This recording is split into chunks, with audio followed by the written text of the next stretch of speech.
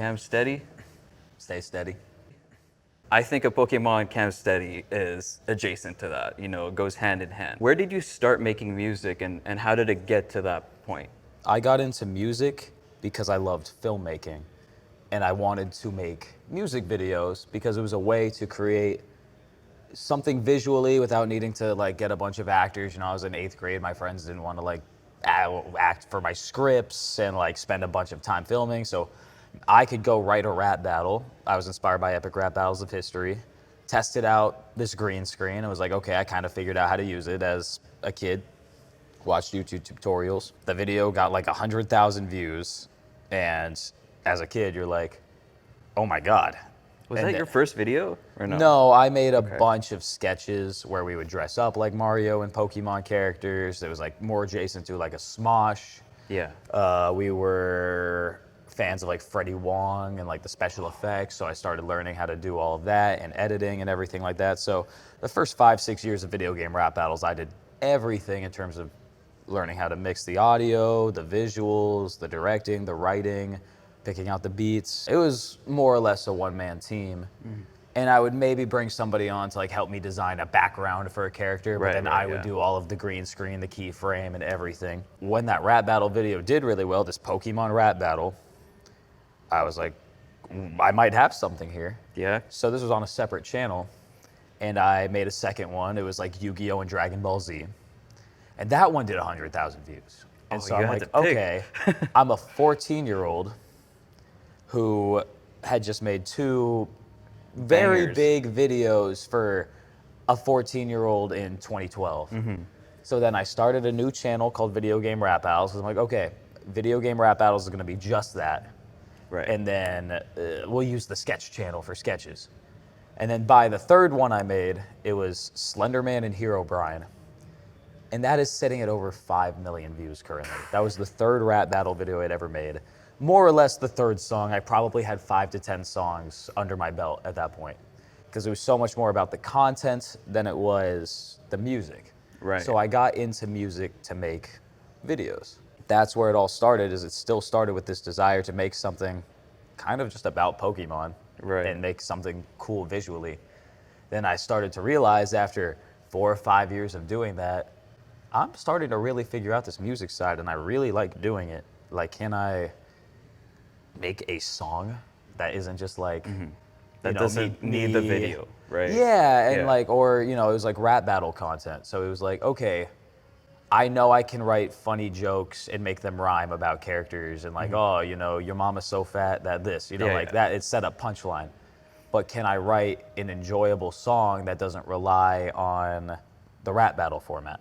I'd say around freshman year of college, I really made it a mission to create original music. For like 3 to 4 years was not releasing any of that original music because I really wanted to prove to myself that I could make it good.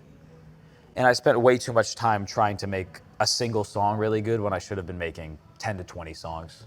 Makes sense. You know, like get the reps in. Yeah, and I was at that phase in my career where I didn't need to worry about one song being perfect because the music just wasn't there yet. And if I had made 10 times as many songs in that time, then I probably would have progressed a lot faster. Then by COVID, video game rap battles started to just really take off, and I was releasing a couple of original songs in there to kind of just like gauge the water, and some of them were doing pretty well. And then eventually I just kind of found out that I was burnt out on video game rap battles. I feel like I had squeezed every drop out of that format that I creatively would enjoy. And I saw this lane with video game and anime rapping that I'm like, well, Rustage, DPS, Fable, Game Boy are all seeing a lot of success, and they get to make the music that they want to make. Why can't I give that a shot as well? And I made the bold choice to change my very successful YouTube channel's entire branding. And that could have very easily been the killer of that career, because I was doing it full time during COVID because I had lost my job. I didn't want to do video game rap battles full time for like another 5 years. I knew that YouTube channel would have probably just died off, and I would have gotten a corporate job if I just had to keep doing that. Right. I wanted to creatively challenge myself and do a lot more. It makes sense. You know, I just went to the basketball game with you. You're very competitive. And I feel you translate that, whether it started in the music or wherever it is, you're very competitive. So I feel like the common thing I see in all of your shifts in doing new channels and trying new things is you want to challenge yourself. You want to see, they can all do it. Why can't I? Right? Yeah. Is that what fuels you? Competition's always a part of it.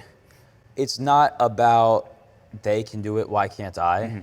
It's more about I know I can do better than me from 2 years ago. I can be better than me.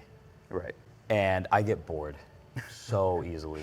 I hate the feeling of I'm making the same song over and over again. I hate the feeling of I'm making the same video over and over again. I hate the feeling of I'm putting the same show on over and over again. The times I truly feel like I get myself outside of my head and I can truly be in the moment is when I have something very ambitious that I'm putting my all into Yeah. that more or less I might fail at. And if there isn't that risk, if there isn't that ambition, then it's too boring. Your It's- drive goes down because you're like, I don't want to yeah. clock. I don't want to clock into work and work 8 hours and then clock out and be off the clock. I get so energized by the nights when I have to pull all-nighters. When I'm like banging my head against the wall trying to figure out what can I do. To make it Not better. even better, but just new. Okay. What can I do different? I learned very early on that following trends and following in the footsteps of others is a very great way to get some immediate traction, but it's no way to build a fan base. It's no way to build a permanent career because then you're a slave to the trend that you follow. Yeah. Whereas if you are just creating something that you truly believe is the best thing, it's something new, it's something ambitious, it's something that nobody else but you could pull off, Right. then that translates and people see that. And I think that manifests a lot in how I perform. And I just, Right. whenever I get on stage, my first thought is, how can I do something that nobody else can? And how can I do something that I couldn't do 2 years ago? Right. And I can attest to that, by the way, because I've only seen Cam Steady perform 2 times, and both times it was him and Xiaodo, top 2 performers each time. Yes. And this one was even crazier. So even only seeing 2, I could see progression, and he's talking about being better than what he was 2 years ago. So it seems like you're always trying to push those boundaries, and it's inspiring because I've done some reactions to you, and I've said that as well, where your music is so high energy, where to me, like I need to be in the right mind space to like listen 100%. and have fun with it. But then I see you live and it's like the craziest thing ever. It's like you write songs that are also good to perform. Do you have that in mind when you're writing a song? I think it's just a very natural correlation. I don't think I'm intentionally thinking of how dope will this be live. I think I am drawn towards making music that translates live. But a lot of the music I actually really struggled with performing. You know, there's a lot of songs, especially early on, that I essentially told myself I couldn't perform because they were too difficult. Songs like God Complex, where I'm like, there's so much screaming, there's so much double time, there's no breaths. You know, it's all of the punching in and the mixing and everything like that makes it sound like I can do all of this crazy stuff. But, you know, it's take after take after take, and, you know, the breathing and everything like that is not meant to be done in one take. So I wouldn't do these songs that had millions of streams because I was just like, this is too difficult. Like, it's not meant to be performed live. But then I would watch people like how Kendrick Lamar translates his music to live. And that man's music is not meant to be performed live. This man's rapping in double time, triple time. Like, there's so many verses that have like no room for breathing, and he's running around the stage and this, and this. And I noticed he rewrites his music for live. Like, he cuts out 15% of the words, but he knows which 15% of the words he's cutting out every time. Right. And it still makes sense. It doesn't sound like gibberish. It doesn't sound like he's running out of breath and skipping words. And I basically went down my catalog and rewrote every song to where I'm like, okay, realistically, what can I cut out to where the song still makes sense and the energy's still there, but it's very performable now. It's still Yeah. ambitious, but if you watch back footage from that, you'll see many words are skipped when I perform live. And that's a sacrifice to make the song much more performable. Because one thing I see from rappers that are very inexperienced live is, especially if they want to be hype and energetic, they make it through half a song and then they just start panting and they start wheezing and they're trying to rap every word and they can't. Then they start skipping whole lines because they're running out of breath and trying to like catch their breath. Being so prepared is such a big part of that. So when I make music, I don't necessarily think, how can I perform this live? I just try to make the best song that I can. And then when it comes times after that, I'm like, okay, now how can I make it perform? Like that's it. That's another part of the pre-show process is like I have to rewrite the song now. Yeah. So how long did it take to just do that process before a performance like NPC? Well, my catalog, I've got very, like Schwab used to do the lyrical miracle stuff, and it's kind of unfair. I have my lyrics memorized. Like when I write something, it sticks. Like I'm very lucky with that. But it's the type of thing where like I remember songs that I wrote in 8th grade, like by heart, you know, like songs that I haven't heard in 10 years. Yeah, And I don't think a lot of people can do that. no, and it's not like something that I practiced and stuff like that. I did a lot of song memorization as a kid. I loved memorizing songs and, singing them to myself in my room. And I was the type of kid that was like, Michael Jackson was my favorite artist growing up. And so I'd go and watch his dances and I'd like try to memorize how to do all of that. So I did flex the memorization muscle from a very early age, kind of unintentionally. But something about putting the pen to the paper and writing the words down, it's up here. So in terms of memorizing, it's not that long of a process for me anymore, especially now that I've performed 100 shows. How many shows I performed at this point.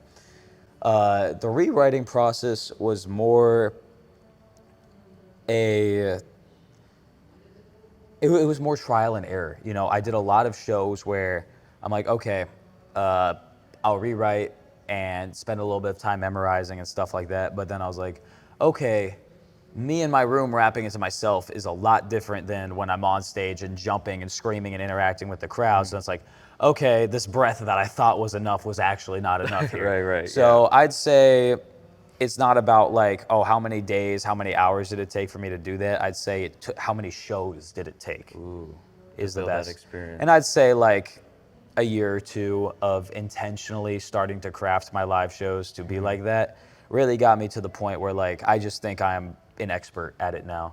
I think it's one of my strongest skills as a creative is crafting a live show that is obviously just a great show for the audience, but something that is like performable but still showcases the artwork in a true form. And doesn't feel like a different song, even if you can catch on to the fact that I'm skipping words or changing up the verses and stuff like that. Yeah, the thing about you is your energy, right? As soon as you step on stage and you just move so fast, you're just feeling it. It's contagious, you know? Yeah. So no one's gonna listen and see, oh, you skipped this word, whatever. Like, no, they're too focused on the stomping out, like everybody's fist pumping and headbanging. Exactly. They're not gonna be like, oh, like that wasn't the line. Exactly. Yeah. Are there any nerdcore artists that you haven't collabed with yet, but really want to? I'd say yes, 100%, and I can't maybe name specific ones off the top of my head because I've gotten to work with a lot in different capacities, you know, like whether it be a cypher verse or we both appear on somebody else's song. I've gotten to collaborate with so many people, but I have so many people that are so close to me and are super talented artists that I don't have a song with yet. That wasn't an intentional choice. I think I didn't have the era where I was collaborating with people on music for the sake of collaboration. I think that was a wave in early anime rap was Yeah. if there were two anime rappers and they were homies, they're going to make a song together. And like that was like the early DPS songs I appeared on, the early Game Boy Jones songs I appeared on, the early Fable songs I appeared on, the early Rustage song I appear on. It was very much supposed to collaborate because we're in the same community, so we're supposed to Right. have a song together. That's not how I make music. When I make a song, it's not making a song with another artist in mind. I make the song, and as it's coming out, I start to be like, who am I hearing on this track? That's smarter. Not necessarily, oh, me and Game Boy Jones, one of my greatest friends in the entire world, we have not appeared on a song together since like 2021. And we floated the ideas past each other. We sent each other some beats, and the timing just wasn't right. Or I was just like, I'm not gonna lie, I don't like this beat that much. Like I wouldn't be great on it. And it's just So this. finding the right fit, basically. Yeah, and right? so I have so many friends that are so talented, and I know we probably sound good on a song together. I just haven't made that song that we would sound good on together. And could we make something like good? Probably. Like if we just But really you're not sat down. you're not selling it good. I know you. Yeah. Yeah, and I'm not gonna sit here and be like, oh, everything I make is the greatest thing in the world, but I don't typically put something out unless if I'm like, this is the version of the song that it's the best version of this song that I could have made in this time. Because now I'm very also cognizant of the idea that in a year I could probably make a better version of whatever song that I made. You know, if I make Mewtwo today, I could probably, my screams would be a little better, the production be a little bit better, but then it's not Mewtwo. You know, like Mewtwo was the moment that it's in, and you know, like I created that moment, and now moving forward, it's the same thing with like collaboration of just like, yeah, me and Game Boy Jones could make a much better song now than we did in 2021, but we don't want to do it just for the sake of doing it. Right. So on that note, then, tell me. Look, this is a question I asked everyone, Yeah. and I know it changes with time, but today, what's the favorite song you've made? I have a very, very soft spot for Mewtwo just because it's really so much of my identity of an artist kind of found its way through that song, not just because it's probably my biggest song in my catalog. So much of me is in that song. If you even just read the lyrics, it's very much a manifestation of how I was feeling at the time, how I approach artwork. The lyrics really start to dive into the concept of you have this influence, you have this power, which, let's say for the sake of the metaphor, is me being an artist in the space with a following. I couldn't just make whatever I wanted. I still have to, you know, structure my videos a certain way, title my videos a certain way, tackle subjects a certain way. You know, I know 100% that if I just want to drop a love song that has nothing to do with an anime character, it's probably just not going to do as well, and I'm going to have to do a lot of extra promotion than I would if I just made a banger and it was tied to a Pokemon or an anime character. You know, there's a cognitive dissonance that comes with that, and there's a realization of like, okay, you have this influence, but it's kind of, you're on a leash with it. And that's kind of what the concept of Mewtwo was like, you have all this Mewtwo, he had all this power, but he was essentially a weapon. He was a slave to the people that created him. Sometimes that can feel like that when you're following algorithms, when you're following trends, when you're doing promo, when you're doing this, and this. It's really like, it's really cool to be an artist with a following, and it's a blessing, and I get to do what I love, but at the same time, you're kind of self-aware that you only have this because you're following somebody else's rules most of the time. And we find ways to make it our own within the structure. But you have to play the game the same way 20 years ago people had to play the record label game. Yeah. Now you have to play the internet game. Yeah. And I'd say that's why it's probably my favorite song, just in terms of the place of my heart, is the branding it has given me, the representation of identity for me as an artist, I think it applies to, is like the concept of the man-made God is not a braggadocious thing. It's a curse. And it sounds cool as hell. So like, you know, it kind of almost sounds like you're just flexing. No, But dude, so- I got goosebumps from that answer. Yeah, Yeah. I didn't know, like, I'm glad you answered that because I didn't know the depth of it. You Yeah, know how because it does what just it sound like meant to it just you. sounds like a hype song. Yeah. But if you read the lyrics, it's especially the second verse. I feel like it's much more you're cursed with influence because you have to obey the rules if you want to keep it. And of course we want to keep it. What we do is awesome. And I never take that for granted. And I will never complain about the place that I'm in life. It's incredible. Yeah. But we can also be aware of the games that we have to play, the rules that we have to follow, the leash that we have on us when we do this. I made a video as well where I explained that, and I was saying if you want to be an artist full time, like forget about it being a hobby. If it's something you want to do full time, you have to play the game. 8 out of your 10 songs that you drop have to have a focus, have to cater to the same audience so the algorithm can help you You as want to well. drop singles, not albums. You want to have this type of visual. You want to make this many TikToks. You want to tag your videos this way. You want to do it this way. And But it's all about making the minimum amount of concessions you can.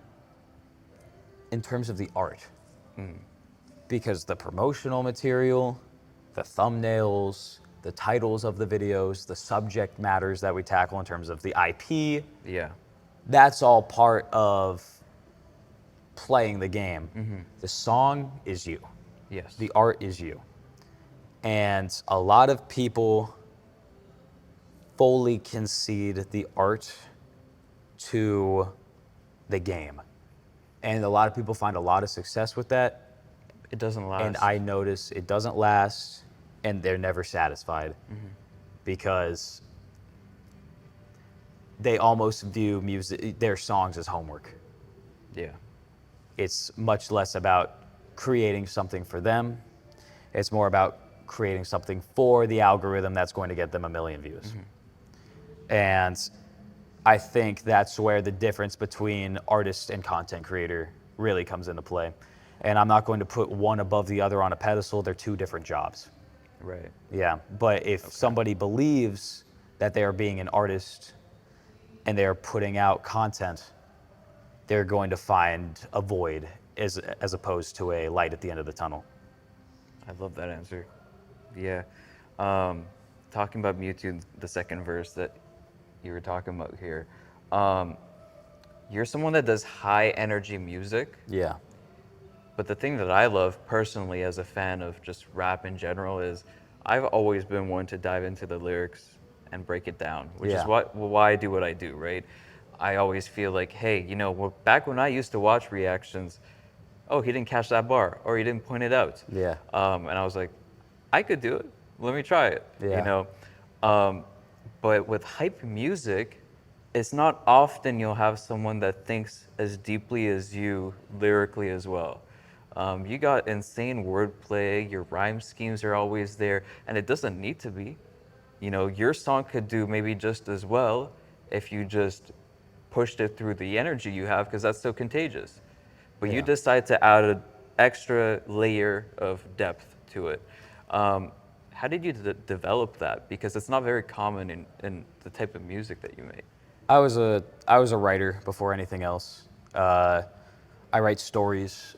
I create characters. I create worlds. Music was never a let me make something that sounds cool. It was a way for me to tell stories. It was a way for me to convey myself and the worlds that I create in my heads. I am very grateful that I got into music as somebody who is a creative writer who had to learn how to make things that sound cool and not somebody who knew how to make something sound cool and didn't have a pen attached to it. Yeah. And there's times and places for both. And a lot of people probably will take a look at the type of things that I write and being like, he's doing too much. He doesn't need to be doing all this, which is valid. Like sometimes people just want to turn up and hear like some simple shit over a banger beat. And I'm not gonna lie, like I've definitely done similar stuff to that before, where sometimes I'm like, this just needs to be stupid and fun. But the greatest lines that I write, the greatest songs that I write, the greatest verses that I write are come from me and where I'm at in the world, or I'm drawing from a place in my past, and then it falls onto the page. And that comes from, I was a very high level writing student throughout my early years in school. I went to film production school. I wrote many screenplays, many essays about screenplays. I studied film, I made films. And music is an extension of all of those studies. And I feel like I learned the art form of writing before I learned the technical aspects of making music. There's always discussions in the nerdcore space throughout the years. There's always some drama happening every now and then. I don't want to focus on the problems though, because I feel like the way we push forward is focusing on the solutions. So tell me something you really like about the nerdcore space and one thing you think we can improve on. I'll start with what we can improve on.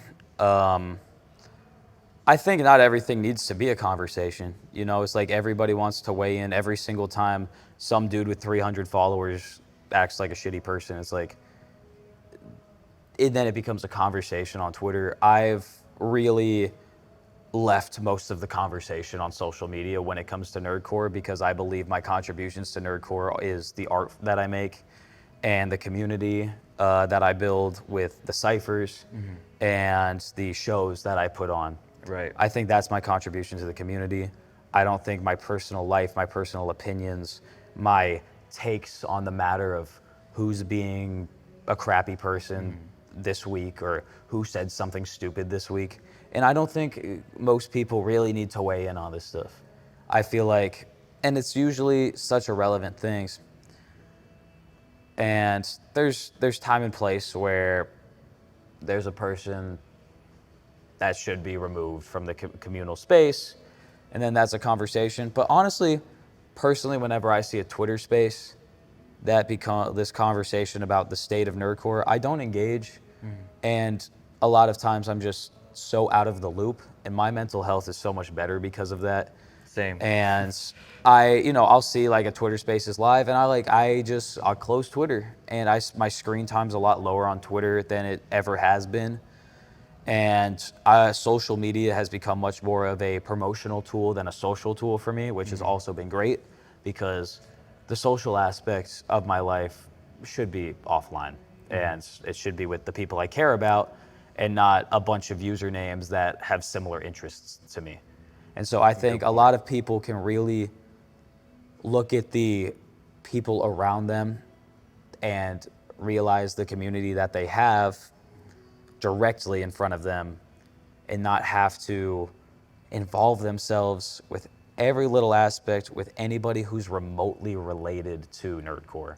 Because Right. most of the people that I see getting talked about, or like people who start these like big discussions, I'm like, I haven't even heard of the person who Exactly. started this conversation. So I'm like, why are people with tens of thousands of followers all like spreading this now? Because it's Yeah, just like, 'cause then it's like the reach I just feel like broadens. everybody just feels the need to weigh in on everything, and there's a time and place for that 100%, and 90% of the time it's not.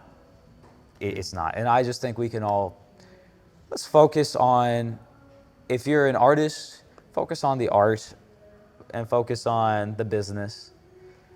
And if you are a community member, somebody who contributes to the community, the time and place of like, some conversations deserve a platform, and some conversations should just happen between two individuals in a messaging app Yeah. or a phone call. Yeah. In terms of what I love about this community is the lack of ego. People that have big egos in this community tend to kind of just get laughed at. You kind of just become the butt end of a joke if you're like the big-headed nerdcore rapper. We all have put so much of ourselves into the building of community. Nerdcore PartyCon is not really a for-profit event. You know, some of us make some money off of merch. In terms of like the costs of how much they're putting into it, it is very much more a way to bring the community together than it is for Nerdcore PartyCon to make a profit. Right. And I'm not on the team. I can't tell you like what's actually going on back there. But I do know that they are putting a lot more into the budget than they need to in order to put on a better show. For the fans, yeah. And that's what this community is really all about. It's not just about the fans. It's the artists get the opportunity to put on the best show possible for them. They get the coolest stage that they can possibly do it on.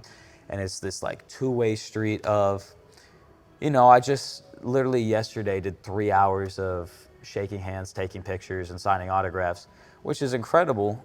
But, it's also the same of, I can look at these people in the eye and appreciate each and every one of them for the support that they've given us and them Right. spending their time and money to be here to talk to us.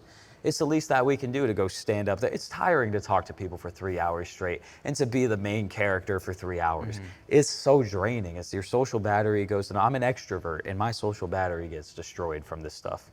But I love it. I love the people in this community. And it's very welcoming of all walks of life. And I've met my greatest friends in the universe through it. Pokemon is notorious for having a bit of a wall between them and the fan content community. There's a lot of stuff with how protective they are of their IP, and they're a Japanese-based company, so there's the language barrier between the English and American content creators and the executives out there. So there's this notorious kind of wall, like Pokemon's almost untouchable sometimes. Right. But it seems like throughout the past few years, they've been peeling back the curtain a little bit and reaching out a little bit more to the creators. You see these Pokemon Go Fests where content creators are invited to be guests and do appearances. I saw my friend Glitch City, who's an amazing producer, and she's produced on some of my ciphers, and she remixes Pokemon music and she makes money off of it. And that's a big part of her career. And they brought her on to a game show or a podcast in an official capacity. They invited her out to Pokemon Worlds, and they're inviting a bunch of Pokemon creators to Pokemon Worlds, which is awesome. It shows that they're kind of starting to acknowledge hey, the community is part of this world too. Right. And so that started to get peeled back. And then last year, my good friend Nate Wants to Battle, who I'm going on tour with in October, got to appear on the World's soundtrack, which was a collection of 5 or 6 songs. A lot of it was tied into the Hawaiian theme because it was in Hawaii and, the Alola region. And Nate was on a very kind of upbeat, kind of anthemic song. And what essentially happened is he was recommended by somebody on the inside team. Pokemon didn't seem very aware of fan content, especially fan music content. They don't seem very aware of it. And they just really didn't seem like they knew it existed.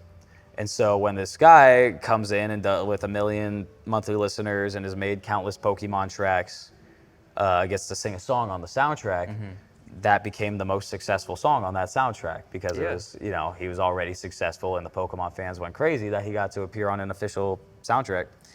But Pokemon didn't promote it that much. It was kind of a last minute thing. So it was kind of almost like a trial run of them doing that. But people noticed that, hey, the music did a little bit better because they had a successful fan musician on the thing. And so the composer, this guy named Nick, he reached out to Nate and essentially said, hey, we're going to start the soundtrack for 2025. Do you happen to know anybody who raps about Pokemon? There's only one. There's a few good choices. Let me take that back. But Nate Wants to Battle and I go way back to 2014, 2015, just kind of being in the same space and running into each other at conventions. Kind of during COVID, we kind of built a lot more of a friendship out of it rather than just being mutuals and connected. And we started making some music together, and we kind of just right place, right time. And so he's like, actually, you know what? Yeah, I got a guy, and he could genuinely vouch for me because we had some good music out together at that point. And Nick just got it. The second I showed him this world, he just got it. And so what was going to be potentially doing one song on the soundtrack turned into hey, I got another one that I think you belong on. Do you want to do a verse on this? And so I got to write music for myself on 3 official Pokemon World soundtrack songs.